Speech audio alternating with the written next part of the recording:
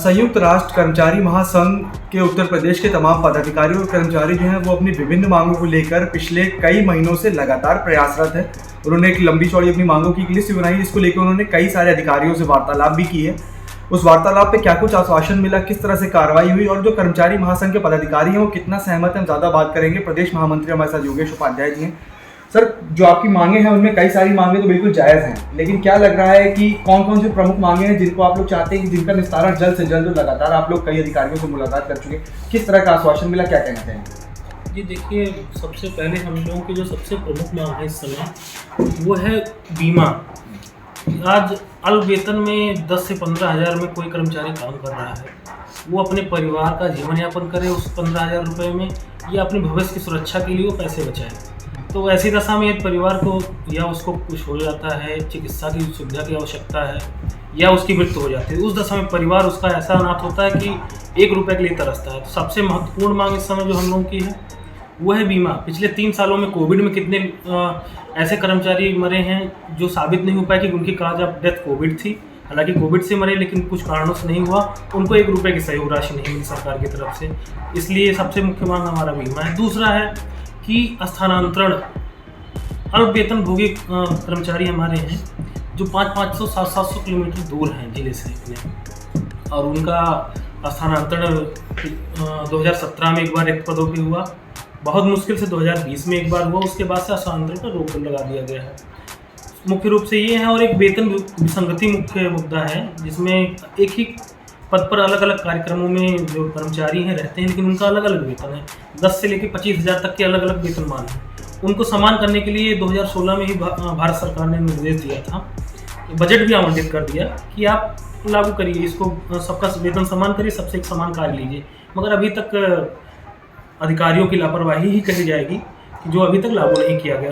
प्राथमिकता पे उनकी ये चीज़ें नहीं हैं। और चौथा हमारा है एक सेवा प्रदाता के माध्यम से जो कर्मचारी कार्यरत हैं उनको एक भी चिकित्सा अथवा कैजुअल लीव का लाभ नहीं दिया जाता है। उनको कोई छुट्टी नहीं मिलती है। संडे के दिन इनफैक्ट उनको, अगर उनको ऑफिस नहीं आते तो उनसे कहा जाता है कि संडे दिन आप नहीं आए, उनको आपकी सैलरी काटी जाएगी। ऐसी चीज़ें एजेंसी द्वारा की जाती हैं।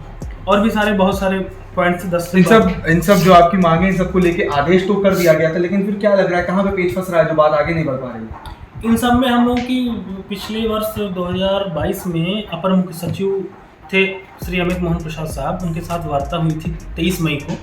उसमें उन्होंने कार्यवृत्ति भी जारी किया था। उसमें 15 दिन का समय लिया था कि बीमा और वेतन विसंगति पे हम लोग यथाशीघ्र कार्रवाई कर इसको लागू करेंगे। मगर 1 साल धीरे धीरे पूर्ण होने को मई आ गया, 22 से 23 मई हो गया, लेकिन अभी तक उस पर कोई कार्रवाई नहीं हुई। तो इस पर हम लोग पुनः एक बार माननीय उप मुख्यमंत्री जी से प्रत्यावेदन दिया, मिला, मुलाकात हुई।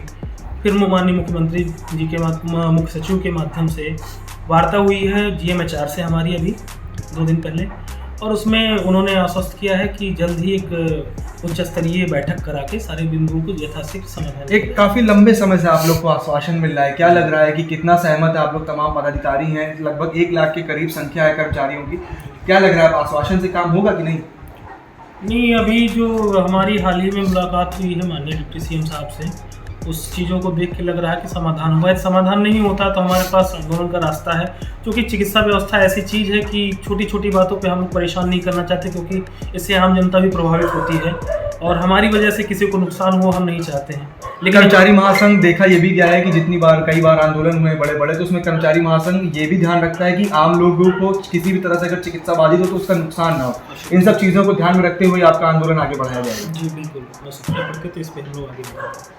अभी कोई रूपरेखा तैयार की है आप लोगों ने? क्या कब तक के लिए आप लोग से समय अभी मांगा? अभी 26 अप्रैल में हम लोग रैली प्लान किए थे, मगर आचार संहिता की वजह से उसको हम लोग पोस्टपोन कर दिए हैं। तो आगे की तिथि अभी निर्धारित नहीं हुई है। तो वर्तमान में इस समय शांति का माहौल है, तो हम लोग सोच रहे हैं कि एक बार वार्ता करते हैं। अगर समाधान होता है बेहतर, नहीं तो 1 से 2 महीने में हम लोग आगे रूपरेखा तय करके इस पर काम करेंगे।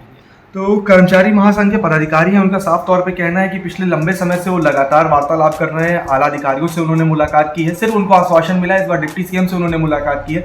उनको उम्मीद है कि उनकी जो तमाम समस्याएं हैं वो सुनी जाएंगी और जल्द से जल्द उनका निस्तारण किया जाएगा।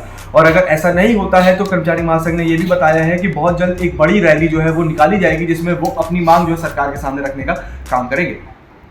अटल TV के लखनऊ से उमंग पांडे।